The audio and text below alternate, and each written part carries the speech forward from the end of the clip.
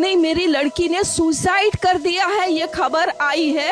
Parents जिनकी बच्ची 31 years old की ऐसी खत्म हो जाती है, उनको 3 घंटा खड़ा रखा और ये हाथ जोड़ती रही, माँ बाप हाथ जोड़ते रहे, हमें एक बार दिखाओ, हमारी बच्ची का मुंह एक बार दिखाओ। हमको नहीं दिखाया गया। और ये पापा dead body of the girl जिसके मुंह में खून था, फोटो खींच के लाके मुझे दिखाते हैं। शरीर में कोई कपड़ा नहीं था, पैर दोनों राइट एंगल में मिला गया, एक पाँव बेड के इस तरफ, एक पाँव बेड के इस तरफ मिला गया।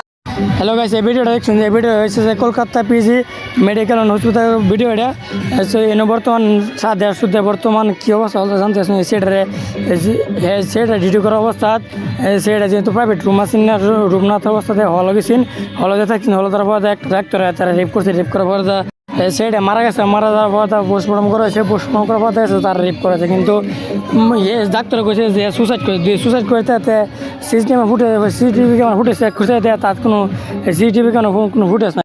হ্যাঁ, যদি সুসাইড করে থাকতো তো সিসিটিভি ক্যামেরা ফুটেজ থাকতো, কিন্তু না, সিসিটিভি ফুটেজ থাকছে না। আজকে স্বাধীনতা দিবস, কিন্তু আসলে তাঙ্গ দেশটা আসলে স্বাধীন না। দেশটা আসলে স্বাধীন করবো হলে কুকাণ্ড পুরা দেশতে নাই কেউ তেলে দেশটা আমরা আসলে স্বাধীন করবে না, দেশটা স্বাধীন বলে কেউ রইতাম না।